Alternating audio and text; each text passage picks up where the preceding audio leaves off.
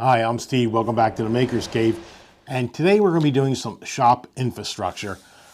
You've probably all seen my little cutting mat here. And it's a really nice cutting mat. It's 36 by 24 inches, but it does not cover the whole length of my bench. I really wanted something that would do that, but more importantly is there's a different color on the other side, but it still has a white square.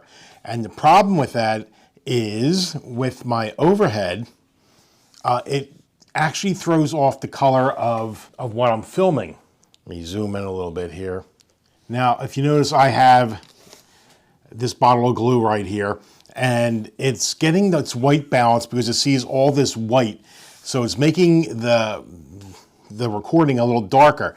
Now, let me show you what happens when I put a blue mat down. If you notice, the glue bottle is a little bit brighter.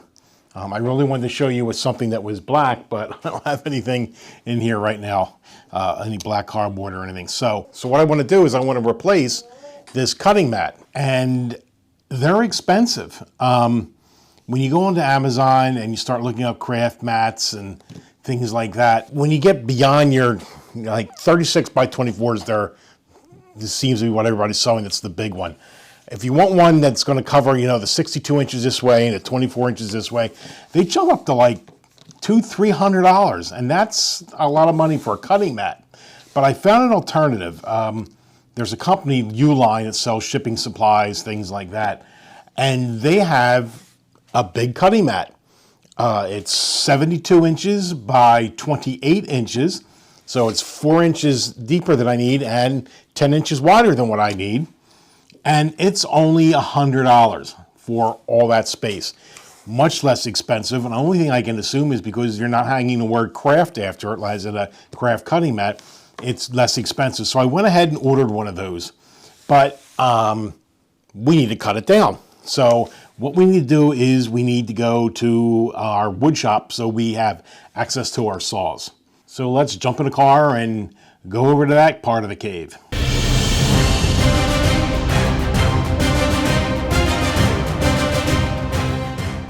You know what, that took too long. I think a Q-snap would be quicker.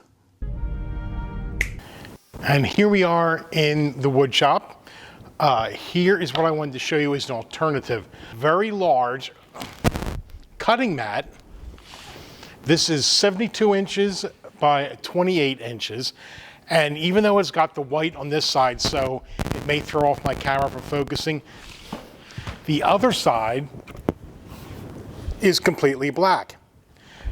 And this whole thing only cost about $100. So there are a couple things we have to do with this. Obviously, my bench is 62 inches back at the other cave. This is 72, so we need to take off about 10 inches off of here. And then this is 28 inches from front to back. I only need 24, so we're going to have to take 4 inches off of here. Now, obviously, it's kind of hard to cut a self-healing mat. It can be done, but it's kind of tedious. I think I have a chop saw over here. What I'm going to do is I'm going to take this into the chop saw. I'm going to take the 10 inches off of here. And what I'll do is I'll flip it over and then cut it again. That'll take this 10 inches off. Then we're going to pull out the table saw, and I'm going to set it for 4 inches, and I'm going to take off 4 inches off of this mat. So let's get cutting.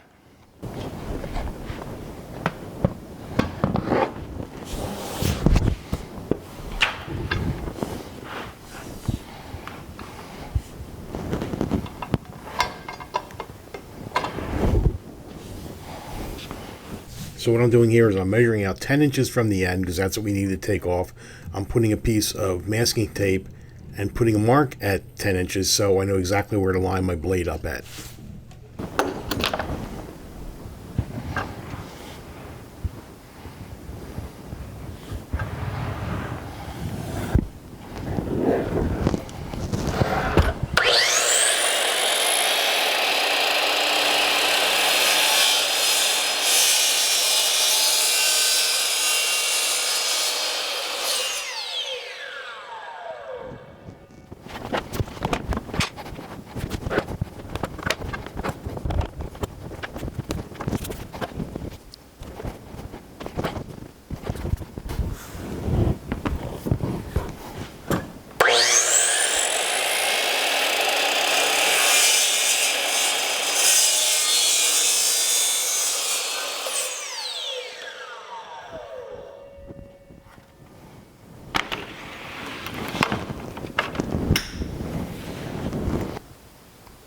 We took that 10 inches off, and as you can tell, the saw did a beautiful job. It is perfectly cut. You saw how nice a clean edge we cut here. So we're going to take 4 inches off of here, and for that, I think we're going to use the table saw, and we'll just run this right through.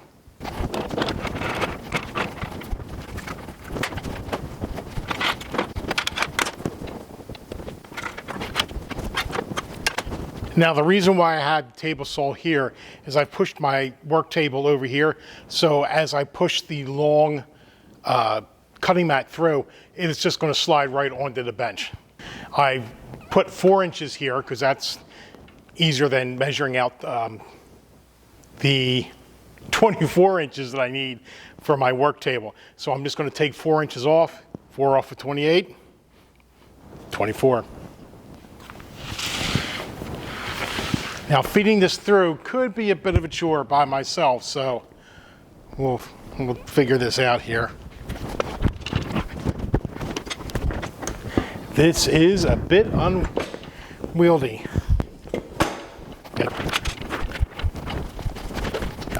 All right, let's try something a little different. I think what we'll do is we'll use the table to feed the mat.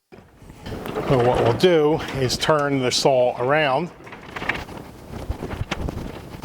All right, I think that's going to work. Let me get the camera where you guys can see this.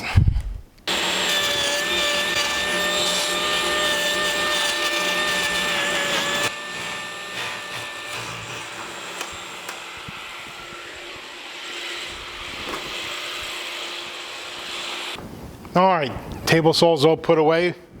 We're back at my workbench here. These are the two pieces I have left over. This is a real cool mat. I think I'm going to be able to use this back at the other cave on one of the workbenches. I also have left over this strip here, and I don't know how I'm going to use this, but I don't think I'm going to be throwing it away.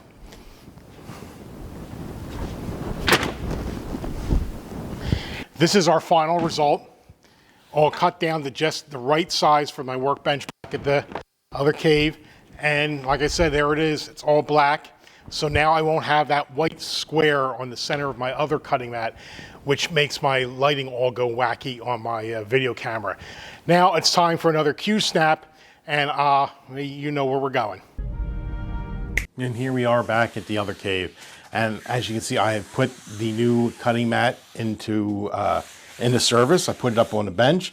It fits perfect from left to right, front to back. There is a small bulge right in here. But I got some tape, and I'll have to hit that with the heat gun a little later just to form that down, or even over time it would begin to go down, but I'll just hit it with a heat gun. So this purpose of this video is to tell you that you need to think outside the box, that some things that are purposed for a certain use, like, a craft mat, other places use them too, and not to make, crafts. And that's why we're able to get this. Like I said, this cost about $100, which is about a third of what a cutting mat, if you could even find a cutting mat this big, or cutting craft mat. Like I said, this is a cutting mat. It is self-healing. And I just was really excited over the fact that I now have this big surface that I can work on and not have to worry about going off the edges with a craft or a model or project. And more importantly, it allows me video now of some parts, and I don't have to worry about being them blown out. And now the detail for parts is really nice. Nothing's going to get blown out. So I'll put a link to where I bought this. Like I said, if you don't have a table saw or a chop saw, you can use a circular saw. It's a regular jigsaw. You could probably even use a handsaw if you just make sure you get as fine a tooth on whatever cutting device you have. You don't want a rough cut tool when you want something as smooth as possible. And if you got a lot of time on your hands, you could just use an X-Acto knife, or a utility knife would probably be better, and just keep going over and over. But really, I'm sure most of you guys are makers. You're going to have some kind of power saw in your arsenal. Like I said, just make sure it's a fine tooth blade. So until the next time we meet, I'm Steve. Hope this helped you, and thanks for stopping by the Maker's Cave. I forgot to mention that I'll put a link down below to where you can buy this mat, which comes in several different colors other than the black.